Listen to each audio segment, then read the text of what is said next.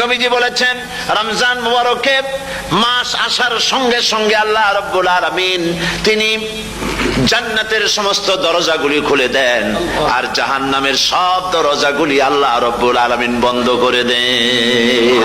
সুবহানাল্লাহ। আর শয়তানকে শৃঙ্খল দিয়ে বেঁধে ফেলা হয়, শিকল দিয়ে শয়তানরা বাঁধা হয়ে যায়। এই হাদিসটা যখনই শোনাই বিভিন্ন জায়গায় লোকেরা বিভিন্ন জায়গায় প্রশ্ন করে, হুজুর কোন তো যে শয়তানরে বাঁধতে হয়, কিন্তু রমজান মাস তো লোকেরা মদ খায়, মিথ্যা কথা কয়, তাহলে শয়তান বান্ধা থাকলো কেমনে? আমি বলি দেখেন, এরও ব্যাখ্যা আছে। এর ব্যাখ্যা হলো এই, কোন কোন ঘড়ি আছে একবার চাবি দিলে 6 মাস চলে, আর একবার চাবি দিলে 2 বছর চলে, আবার চাবি দিলে লাইফ চলে যায়, এরকমের ঘড়িও আছে। কোন কোন মানুষের শয়তানে এমন চাবি দিছে যে চাবিতে 6 মাস চলে, কোনটায় 10 মাস চলে, কোনটায় বছর চলে।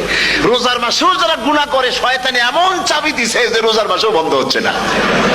এরা শয়তানের খপ্পরে পড়ে গেছে। আল্লাহ এই চাবি থেকে মুসলমানদেরকে হেফাজত করুন বলি আমিন। জোরে বলেন আমিন।